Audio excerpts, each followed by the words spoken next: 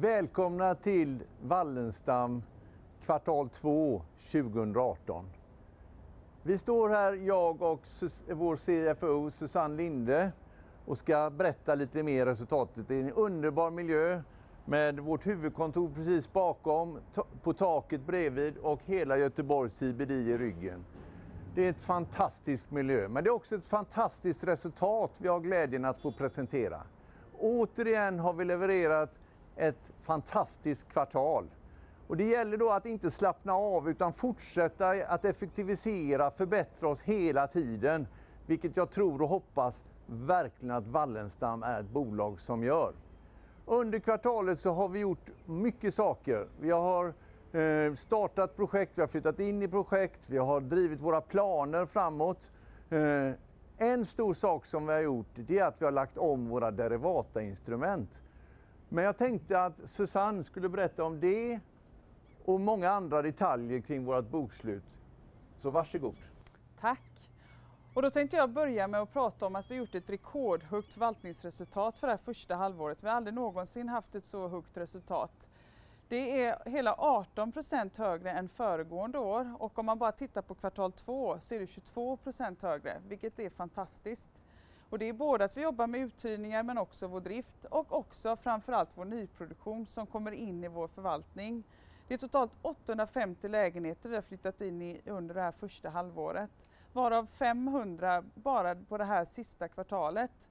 Och det krävs otroligt engagemang från alla våra medarbetare att klara detta, och det har vi gjort med bravur, vilket vi också ser i våra siffror för det här första halvåret. Och bland de här inflyttningarna så har vi flyttat in i orangeriet, den första etappen orangeriet, som vi valde i oktober att ombilda från bostadsrätt till hyresrätt istället.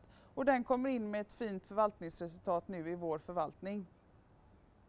Våra finansiella kostnader är något högre om man jämför mot föregående föregående år. Men vi har också en högre snittskuld på ungefär 3 miljarder. Men snitträntan är mycket lägre. Nu per den bokslutsdagen så redovisar vi en snittränta på 1,01%. När vi gick ur föregående kvartal, alltså sista mars, då hade vi en snittränta på 1,90%. Så här ser vi att den här effekten som Hans pratar om, att vi har faktiskt valt att realisera dyra swappar till billigare swappar. Vi har realiserat 8 miljarder i swapvolym med en snittränta på 2,55% och en löptid på ungefär 5 år.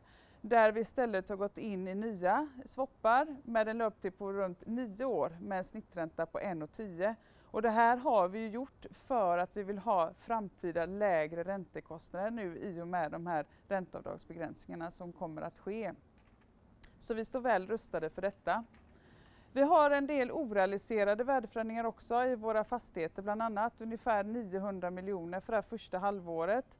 Där en del, ungefär en tredjedel, kommer från vår kostnadseffektiva nyproduktion.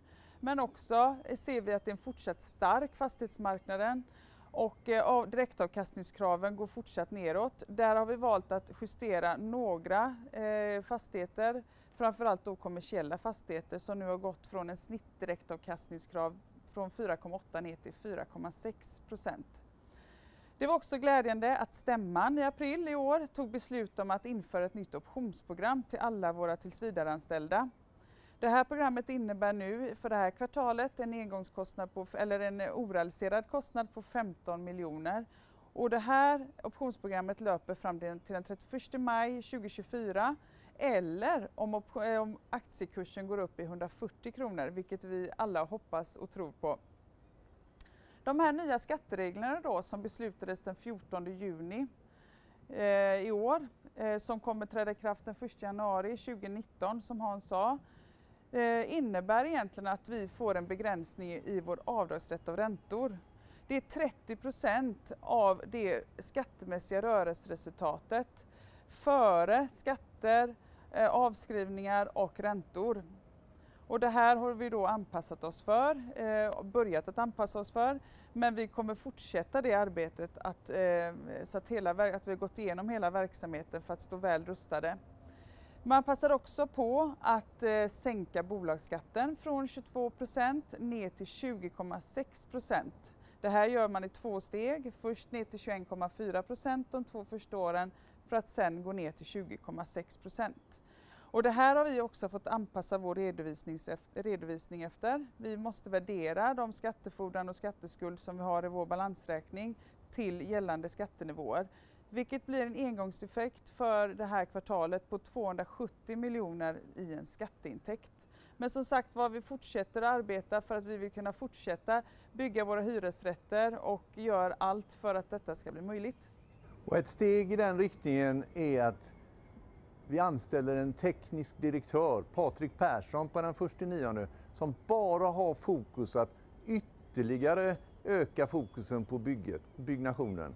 Den kostnadseffektiva nyproduktionen ska bli ännu mer effektiv.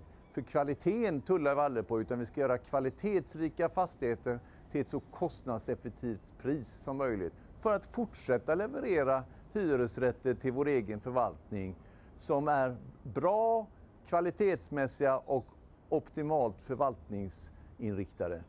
Så att det kämpar med. Patrik kommer också inriktningen att kunna skapa redskap i förvaltningen som gör oss än mer effektiva även i förvaltningsskedet. Hållbarheten står i centrum för Wallenstam. Och för att ytterligare öka fokuset på hållbarheten så har Karin Miskalski accepterat och tagit rollen som ny hållbarhetschef hos Wallenstam, vilket vi är väldigt glada. Så vi kan jobba med hållbarhet på ett bredare perspektiv. Vi står här i CBD, i centrum Göteborg, med hela Göteborgs innerstad. Och det går fantastiskt bra för näringslivet i Göteborg, precis som vi hörde Susanne prata. Vakanserna är rekordlåga.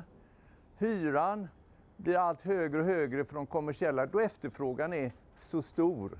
Det går väldigt bra för Göteborg, och inte minst då även för våra kommersiella fastigheter så har det utvecklingskurvan varit fantastiskt väl. Och för att ytterligare understryka detta så är vi väldigt glada över för att få köra igång kvarteret Sturefors här på Avenyområdet på Lorensbergsgatan. Där vi ska bygga om och till 3500 kvadratmeter kontor, vilket behövs hela tiden och det är en enorm efterfrågan på. Så det är väldigt roligt att få också tillföra kommersiella lokaler i innerstan. Det är en stor efterfrågan på våra produkter, både kommersiella kontor och så vidare i Göteborgs innerstad och våra hyresrätter i Göteborg och Stockholmsregionen. Efterfrågan är nästan omättlig. Vi gör mer och mer för att kunna hålla vår byggtakt till cirka 1500 till 2000 lägenheter per år. Det är en enorm efterfrågan. Wallenstams affärsmodell känns väldigt spännande just nu. Och vi har en stark finansiell ställning, precis som Susanne talade, så framtiden känns väldigt ljus. Nu tar vi sommar, vi kör på igen i augusti och då ska vi verkligen leverera affärsplanen 2018. Tack så hemskt mycket för att du lyssnade och ha en god sommar.